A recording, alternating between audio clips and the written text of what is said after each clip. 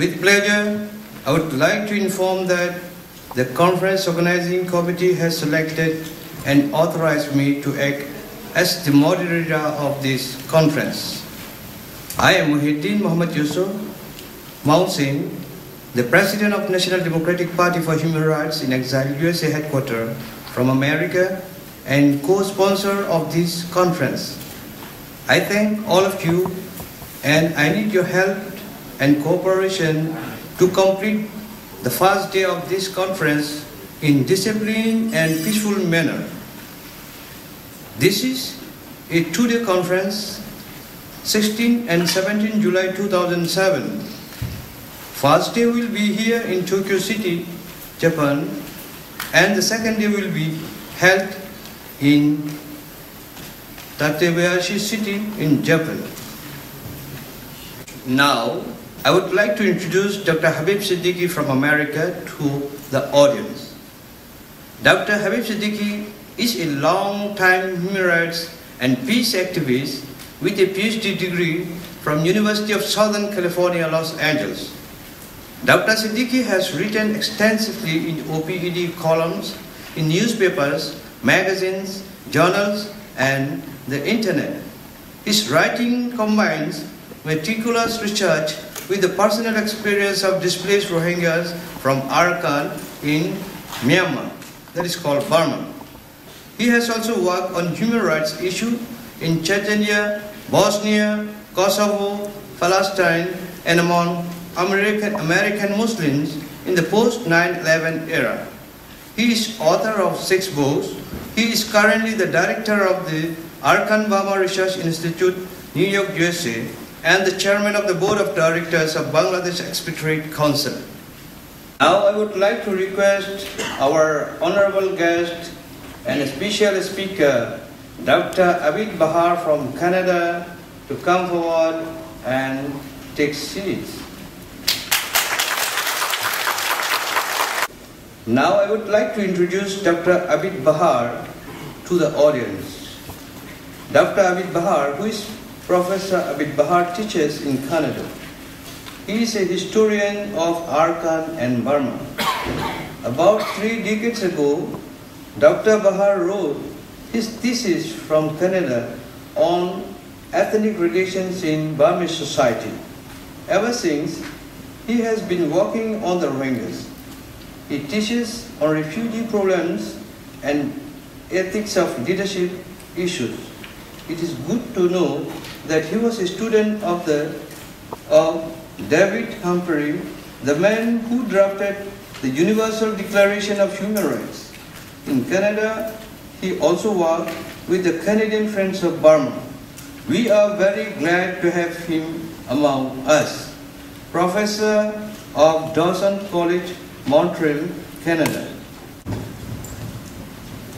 Now, I would like to request our honorable guest and a special speaker, Dr. Theong, alias Dr. Muhammad Ali from United Arab Emirates, to please come forward and take seats in the podium. I would like to introduce Dr. Theong, alias Dr. Muhammad Ali, to the audience. Dr. Theong, alias Dr. Muhammad Ali, is the author of a book named Rohingya Struggle. He is a human rights activist for the last 30 years in the past. Now he is the president of NDPHR Exile in United Arab Emirates branch and Burmese Rohingya Association in United Arab Emirates. He works with United Nations High Commissioner for Refugees and UNDP in the programs of refugee assistance programs.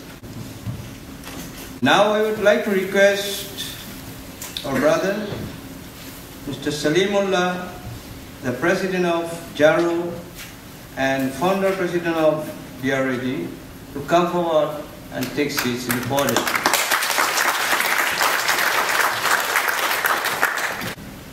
As per our schedule and agenda number 3, I would like to request our brother, Mr. Salimullah, the president of JARO, to come to the stage and give welcome speech.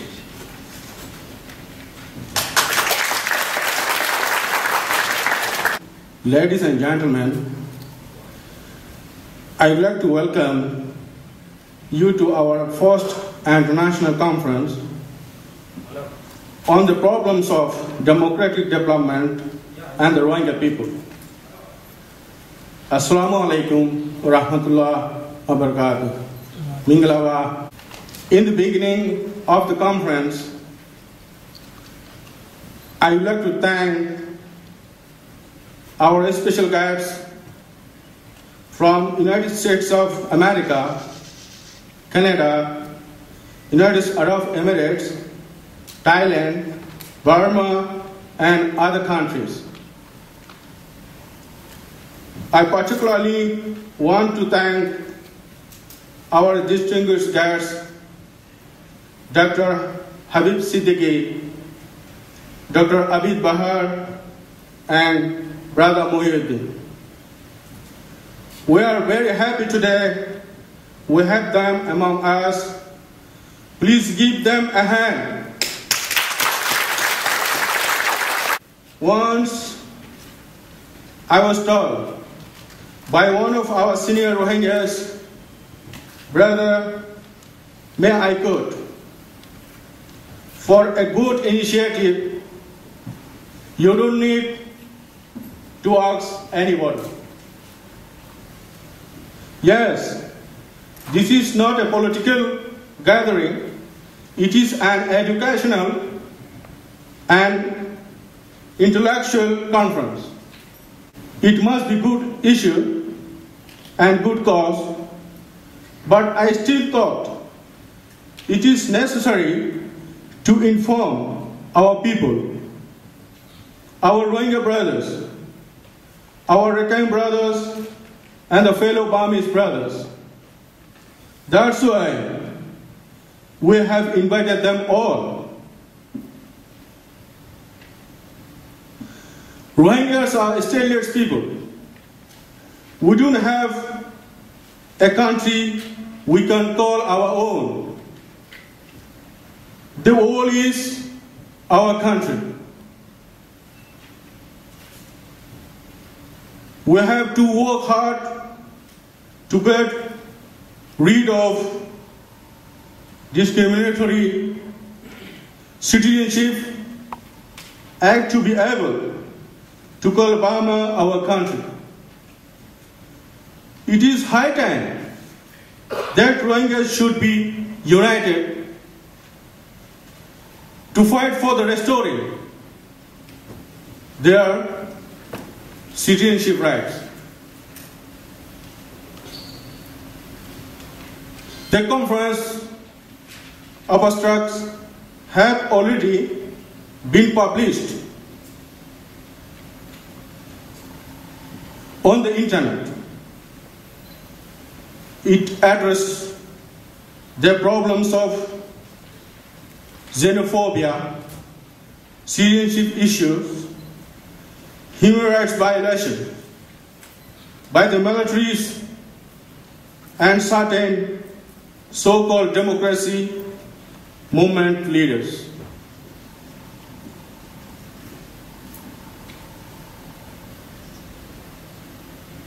They say, we have never heard of the Rohingyas. We have the experts to tell us, to tell you, what are the problems and what are the issues that has to be understood and resolved to bring an end to the Rohingya suffering. Now I am opening the floor for the speakers. Mr. Muhyiddin is conducting the meeting. Please, Mr. Muhyiddin. Thank you very much for listening. မြန်မာနိုင်ငံအတွင်းဒီမိုကရေစီတိုးတက်ဖွံ့ဖြိုးရေးအတွက်အဟံသားများနဲ့ရိုဟင်ဂျာလူသားများဆိုင် I would like to request our honorable guest and keynote speaker, Dr. Habib Siddiqui, to present the keynote speech and as well as for slideshow.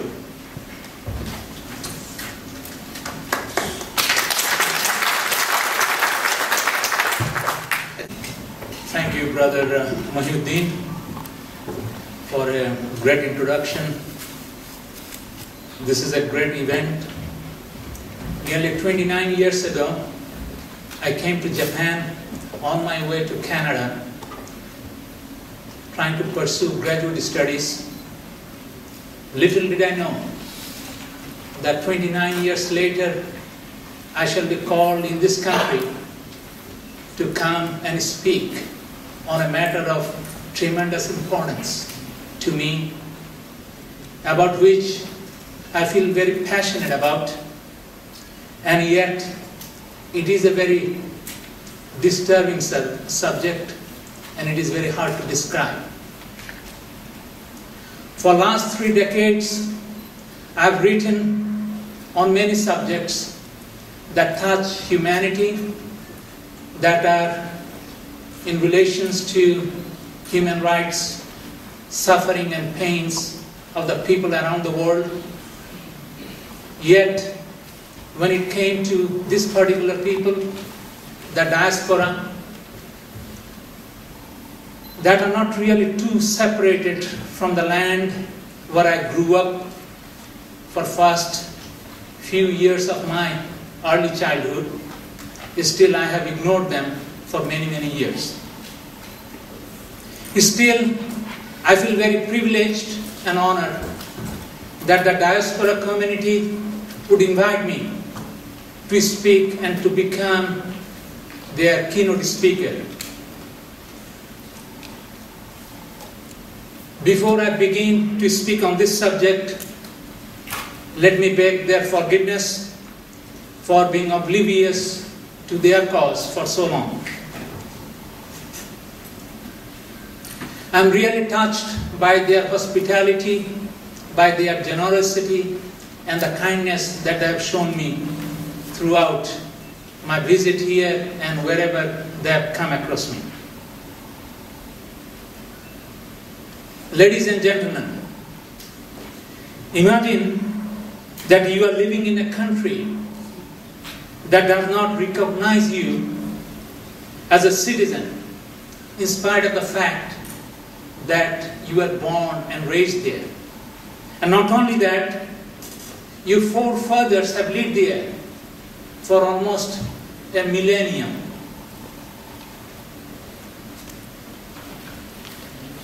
If that were not enough of a traumatic experience for you, consider that the other ethnic groups who are fighting for the same kind of causes, that also do not accept you as one of their fellow comrades, citizens. They consider you as outsiders. It must be your worst kind of nightmare when you realize that half of you people were forced to seek livelihood outside, because if they were to stay inside the country, they would be killed or persecuted.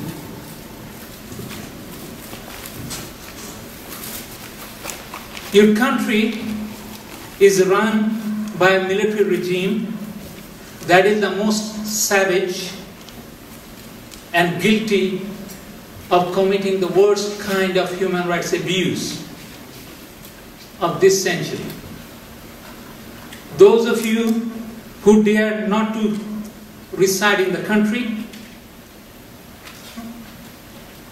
they are living mostly as refugees, and those who are living inside, they are going through a living hell. They face daily intimidation and repression. You are forced to such a destitute condition that you neither complain against the savagery nor oppose its brutality by supporting opposition. That is, the regime follows the textbook case of draining the pond so that the fish cannot swim anymore. Imagine that you have a sister who requires some medical treatment, failing which she might die, and yet you can't do anything about it. If you are a Muslim, your sister's chance of survival are very little. She may die in many of the checkposts before she arrives in the hospital. If you have a daughter who is old enough to be married, chances are that she'll be raped in a government-run family planning center where she's required to be initiated with family planning curriculum. How about your involvement in human rights of your people?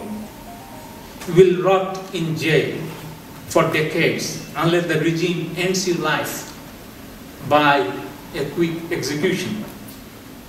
Tactics currently being used on political prisoners include severe beatings, often resulting in loss of consciousness and sometimes death, rubbing iron rods on shins of prisoners until flesh is ripped off, burning with cigarettes and lighters, prolonged restriction on movement for up to several months, using rope and shackles around the necks and ankles, repeated striking on the same place over and over again for several hours, a tactic which is commonly called tic-tac torture. Would you call it nightmare, fiction, tales from a distant planet or from a distant era where there was nothing called human rights or declaration? No, I'm talking about a country that is called Burma. While the situation is simply bleak for all inside Burma, irrespective of what kind of nationality they belong to, unfortunate fact is the Rohingya people of Burma, they are the worst sufferers of the crimes that are committed by the government. State Peace and Development Council, in short, the SPDC. Their suffering has no parallel because of their Muslim identity and because of annulment of their citizenship right. In our time, one can hardly find a regime that has been so atrocious, so inhumane, and so barbarous in its denial of basic human rights to a people that trace their origin to the land for nearly 1,000 years. The Rohingyas have become the forgotten people of our time. The Burma Citizenship Law of 1982 has effectively reduced them as stateless. The ruling junta in Myanmar do not want to know or let others know that the Rohingyas have a long history, a language, a heritage, a culture, and a tradition of their own that they had built up in Arakan state of Burma through their long history of existence there. Through their criminal propaganda to garner support among the Buddhist majority, they have been feeding so much misinformation about this Rohingya people that many Buddhist Burmese, they would think the Rohingyas are truly the foreigners. They don't belong to Burma. They have come from outside, possibly from Bangladesh. Such allegations are unfounded. To quote here, I'll quote from one of the greatest historians of South Asia, Professor Abdul Karim, who says, quote, "In fact, the forefathers of Rohingyas had entered into Arakan from time immemorial." Let me here give a short history of Burma. Burma is a country that is located between South Asia and Southeast Asia. with an area of nearly 262,000 square miles and a population of roughly 54 million people. It achieves its independence from Britain on January 4, 1948 as Union of Burma. It is home to nearly 140 ethnic groups who inhabit 7 states and 7 divisions. The Burmans are the most dominant ethnic group, and they live mostly in the 7 divisions. The majority people, they follow Theravada Buddhism. Muslims form the second largest religious community in Burma, numbering probably something from 7 to 10 million people.